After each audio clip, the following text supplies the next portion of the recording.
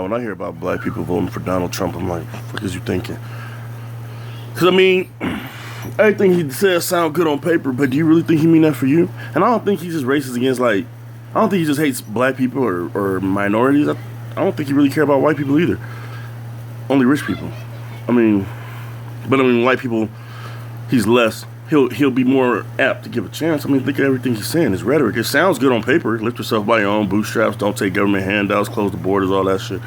You know, and make your own way.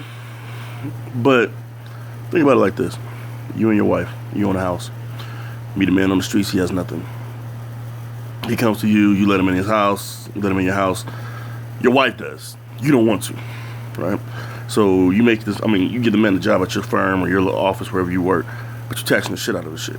And you charging him rent, right? So this man working. He can barely pay the rent. He can barely pay you what he owes you. You want him to leave. Your wife is letting him stay.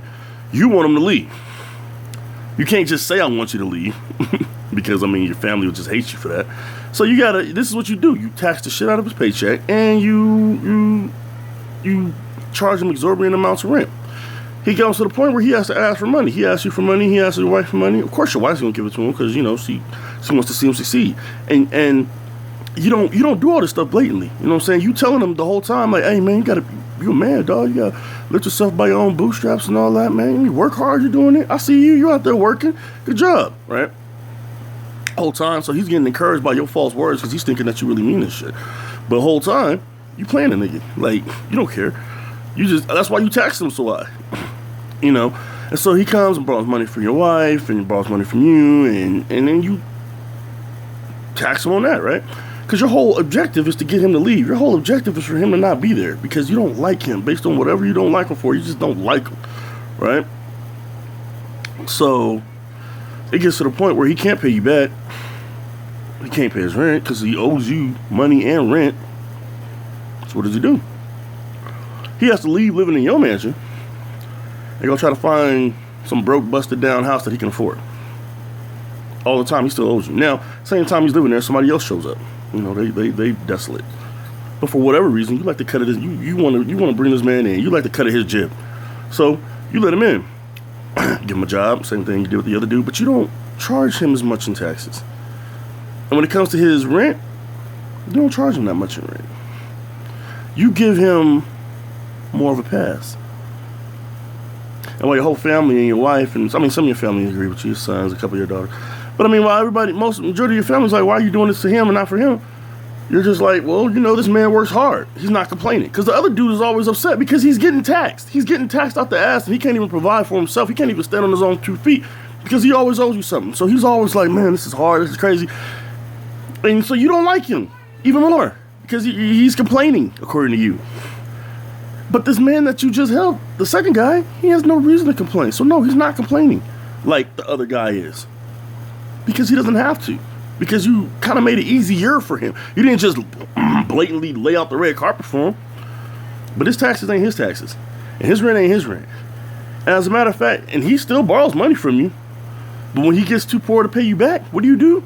You give him more money to bail him out. So the first guy, he sees this, he's getting upset, and it's making him more and more frustrated. He tries to fight back, bam. Now you have a reason to kick him out. You don't like my rules, you can go. You don't like the way we do things here? Bye. But how about I treat him? How about the way you treat him versus the way you treat me? Nah, I'll treat you guys both the same. I gave you a job, didn't I? Didn't I give you a place to stay? Yeah. And see, that's the thing, that's the argument. And that's what, like, people like Trump and people who think like Trump, that's what they do. That's what they want. There are people here that they don't want here. And it's not just undocumented Mexicans. It's not just Mexicans. It's a lot of people here in this country. Black people, white people, lots of people here. It ain't about if you work hard or if you don't. It's about if they like you or if they don't. Trump don't need shit. He don't need all these political contributions and all this stuff that most people get. He don't need that. He's a billionaire. What does he need that for? You guys gotta think, man. It's not just about what he says. Oh, he didn't say that or he didn't. Dog. But you know what people like him think. You know what people like him think. And the people who support him, you see what they do at his rallies. He don't stop it. He don't condemn it. Has he condemned it? Maybe I'm wrong. Somebody tell me I'm wrong. Has he condemned it? You just gotta be wise, man. You just gotta think. Because you're gonna put somebody in the office, although it sounds good on paper to lift yourself by your own bootstraps, and I believe in that. Don't look for government assistance. Okay, I believe in that. If you don't need it, don't get it. And if you do need it, get it to get yourself where you need to be and then get off of it. I get that. That's what I'm for. I feel you. And it sounds good on paper. But if I don't like you, just like that guy didn't like the first guy, and I'm telling you all this to try to motivate you, but at the same time, I'm stacking the odds against you, that's not right. Don't get they say all this, don't do this and don't get government assistance, but what they don't tell you is that you're going to get government resistance. You are. These niggas don't like you. Yeah, pick yourself by your own bootstraps and do all that shit and make a man out of yourself or a woman out of yourself and make your own way and all that. Yeah, but the odds are stacked against certain people. Not everybody, but certain people. And not just black people. I'm not just saying this because, the odds are stacked against black people, so we just got to sit back and be lazy. Nah. The odds are stacked against you, so you got to work harder, but you also got to work smarter. Hold on.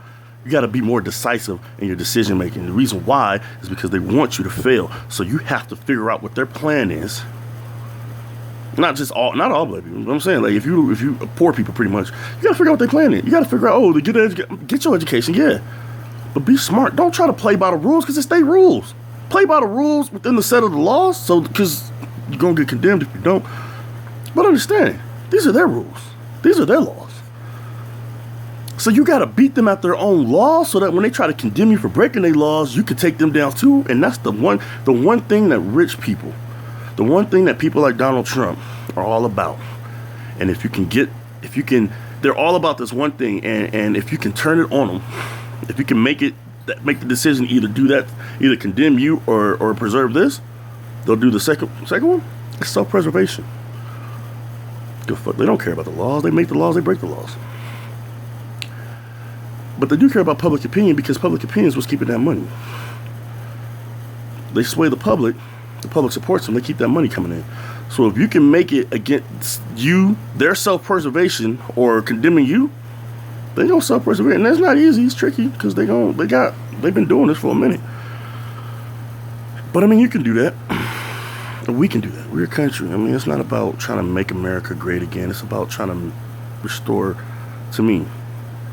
We gotta build up faith in people, and people have to give people a reason to build up faith in them. It's not about making America look great like it was hundreds of years ago, because hundreds of years ago, America wasn't great. It wasn't. Sorry. Yeah, I mean, it looked good on paper. Booming economy, young country, getting money, but look at what they were doing to their people. The blacks, the Irish. So, the Mexicans, the Native Americans. I mean, so, it's not just about, let's make the country back to what it was.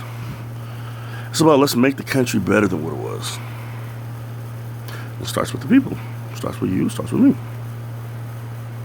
And I mean, I'm not a political analyst. I'm not you know what I'm saying? A lot of people probably gonna hate this. This is just my opinions and my rhetoric, man. I mean, you ain't gotta listen to me. I could be wrong. That's just how I see it. And I gotta call it how I see it. And the beauty of it is that we can have intelligent, honest debate about this type of stuff. It sounds good what he's saying. Don't get me wrong. If Donald Trump, I don't know. If it was like Donald Trump had like JFK or RFK, and I'm not saying they were the best people. You know, they had their own little indiscretions and indecencies, but like JFK not so well, he did in his latter years, but Robert F. Kennedy. I mean, if he had that kind of heart, but what he's saying, he wouldn't be saying everything that he's saying, because there's certain parts that'll be taken away because that's not in his heart like that. But the whole make the country great again, especially in the eyes of people overseas, I'm all for it. Because I know that he wants to make the people great, not just the country great, the people great, and everybody in it. But he doesn't. He don't care about you. He don't care. What you think he gonna do if he get in office? I'm not saying Hillary does. Don't get me wrong. I'm not saying that Hillary does. But just because Donald Trump is not a politician does not mean that he's not crooked. I'm just saying. He's not a politician. And he is making politicians mad. Because politicians try to toe that line. They do.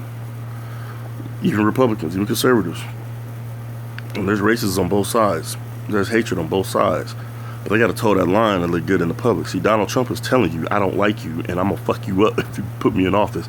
And a lot of minorities are saying, and a lot of poor people, I'm with that. Because it doesn't sound like he's saying that, but he is. America was made great on the back of slaves. Backs of slaves, man.